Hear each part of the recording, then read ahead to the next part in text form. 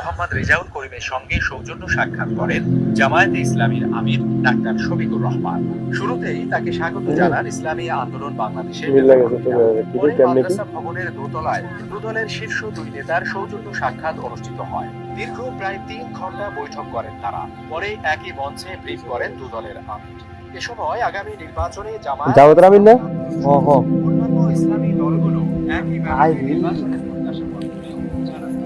কোথায় গেল? সত্যি সত্যি তো যাইতো কেমনে কি এই যে আরে সত্যি এটা সত্যি আরে এই যে কি এটা এর ভিতরে দিছে বিবিসি নিউজে দিতেছে, তারপরে সময় টিভি তো দেখাইতেছে। কি করবো?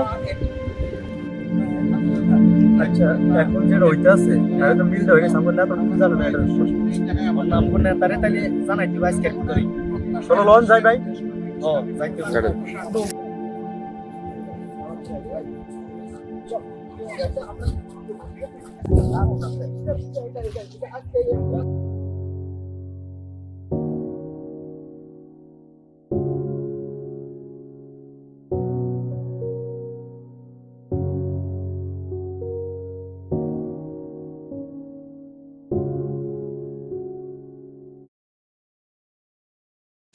ভাই সব শেষ, সব গঠন তো ঘটে গেছে। কি হইছে বলো? মানে কি কম বলার মত একবারে সব শেষ হয়ে গেছে। বুঝে না বলে আমরা কিভাবে বুঝবো? বলো কেমনে বুঝতাম ভাই, কেমনে বুঝতাম? আমাদের কি কোনো লিডার কোনো কি আহত হইছে নাকি? বলো কি সমস্যা? আপনি বলেন, আমরা আছি তো। ভাই আরে হচ্ছে কি ওই যে জামাতের আমির আর সরমানের পীর সাহেব এক হয়ে গেছে, মানে মিলিত হয়ে গেছে। আরে কি বলো? দুই দল মিলে গেছে ভাই। গত পরশু দেখলাম সরমানের পীর সাহেব আমি বিশ্বাস করতে পারি না। গত আরো কয়েক মাস আগে সরমানের পীর সাহেব বলছে জামাত নাকি সবচেয়ে বড় মুনাফিক, সবচেয়ে বড় মানে কি বলবো মানে কত গালিগালাজ যে করছে। এখন দুই দল মিলে গেছে। জামাতের বলো এখন কি করণীয়?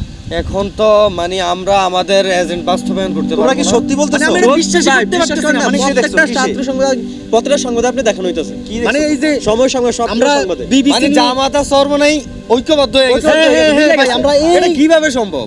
মানে কিছুদিন আগেও তো দেখলাম ওই চরমনের আমির জামাত শিবিরের নিয়ে কটূক্তি করতেছে। এখন হঠাৎ করে মানে তারা কিভাবে ঐক্যবদ্ধ হইলো? তাদের মধ্যে ফাটল না থাকলে তো আমরা আমাদের এজেন্ট বাস্তবায়ন করতে পারবো না। আমরা তো এই দেশে থাকতে পারবো না। এখন তো ভাই আমি কি বলি শুনেন ভাই, মানে এখন পরামর্শ তো একটা আসছে মাথায়, সেটা হইছে জামাতা সরমানের যত পুরনো ভিডিওগুলো আছে মানে একজন আরেকজনের নিয়ে যেই কটূক্তিগুলো এবং বিরুদ্ধে যে কথাগুলো বলছে ওইগুলো আমরা সংগ্রহ করিয়া সেগুলো নেট দুনিয়ায় প্রচুর পরিমাণে ভাইরাল করে দিই। শোনো আমার মাথায় মাহবুব যেটা আসছে মাথায়, আমাদের তাদের যত স্কিপ আছে যারা এই যে চরমনাই পীর সাহেব তাদের সাথে যে একত্রতা মানে কি বলে শয়তানের সাথে করবে, তাদের সাথে জামাতের সাথে একতাবদ্ধ হবে না, এরকম ভিডিওগুলো এখন শুধু ভ্যাকাইডি করতে থাকো করো। আরেকটা কাজ করবা তোমরা যারা আমার দায়িত্বে আছো, তোমরা কি করবা অনেক আইডি এই ফেসবুক ভ্যাকাইডি খুলবা। আর আমাদের মধ্যে কিছু নামদারি কিছু আলেম আছে যাদের টাকার কাছে বিক্রি হয়ে যায়, যারা এইদিকে আসলে এরকম আমলিকের আমলে আমলিকের সুবিধা এদেরকে এখন আমাদের কাজে লাগাতে হবে। তাদেরকে এমন লেবাস যেটা জামাতের লোকেগুলো পড়ে এগুলো কি করতে হবে আমাদের, তাদের এই লেবাসগুলো আমরা সিস্টেমে দিয়ে মসজিদের বিভিন্ন জায়গায় আমাদের দায়িত্বে খোদবা দিয়ে অদাচারের খালি চরমনার বিরুদ্ধে, হেফাজতের বিরুদ্ধে, মাহুল বিরুদ্ধে খালি গিবত এরকম করতে থাকলে আশা করি আবার একটা ফাটল ধরে এলাম যাইব। কি বল? এই ছাড়া আমরা আসলে আর বর্তমানে কোনো রাস্তা খুঁজে আমরা এই ছাড়া সাকসেস দিতে পারবো না। আমাদের কাজ না হলে আমরা এই দেশে আমরা এই আমাদের প্রত্যেকটা ইউনিয়ন ওয়ার্ডে যত কর্মী আছে সবাইরে এই নিউজটা অতি দ্রুত পৌঁছে দাও যাতে এই কাজটা সবাই করে, না হলে আমাদের অবস্থা শেষ। শোনো এই দেশে এই বাংলাদেশে আমরা স্বাধীন করেছি, আমাদের যত কিছুর বিনিময় হোক প্রয়োজনে কয়েক হুজুর মারিয়া লাও নইব, তাও আমাদের মানে বাস্তবায়িত করতে হবে। তাও এই জায়গায় মৌলবাদীদেরকে ক্ষমতা আসতে দেওয়া যাবে এর ছাড়া আর কোনো কথা তাদেরকে এক করা যাবে না। আমাদের দায়িত্ব হচ্ছে এখন এই কি কে করবো। আর আজকে আমরা ক্লাবে বসবো, আমাদের সংগঠনে যারা আছে তাদেরকে নিয়ে আজকে আমরা বসবো। আমাদের দায়িত্ব হচ্ছে কিভাবে এখন আমরা এই আমাদের ওই টার্গেটটা নিবা সুবিধাবাদী যে আলেমগুলো আছে এদেরকে আমাদের মধ্যে খালি ফাটল ধরে দিতে হবে। কারণ অনেকে ধান্দাবাজ কিছু যে মুলুবি আছে তাদেরকে এক করতে হবে এখন করে তাদেরকে টাকা দিয়া যেইভাবে হোক তাদের বিরুদ্ধে, জামাতের বিরুদ্ধে, যেমন আলাউদ্দিন জিহাদি দেখো না কিছুদিন আগে বলছে সে একটা দলকে ইন্ডিকেট করে সে জামাতের বিরুদ্ধে বলছে। এরকম কিছু সুবিধাপাত্রী যেই দলের লোকগুলো আছে তাদেরকে এখন কাজে লাগাতে হবে। কি বলো মা? জি এখন ভাই মেন কথা হচ্ছে মানে তাদেরকে যদি আলাদা না করা যায় আমাদের সব শেষ হয়ে যাবে। সেটা তো আমরা অবশ্যই বুঝি। এখন শুনো, আমাদের অস্তিত্ব থাকবে না যদি এই দেশে ইসলামের রাজ কায়েম হয়ে যায়, যদি ইসলাম প্রতিষ্ঠিত হয়ে যায়, ইসলাম যদি এখানে সংসদে চলে যায়, তাহলে আমরা যে ধান্দা চিন্তা করছি, আমরা যে এইভাবে চলতেছি, আমরা যেভাবে ক্লাবে বা আমরা যে উদযাপন করব, আমাদের সমস্ত অনুষ্ঠান যা আছে সব বিলীন হয়ে যাবে।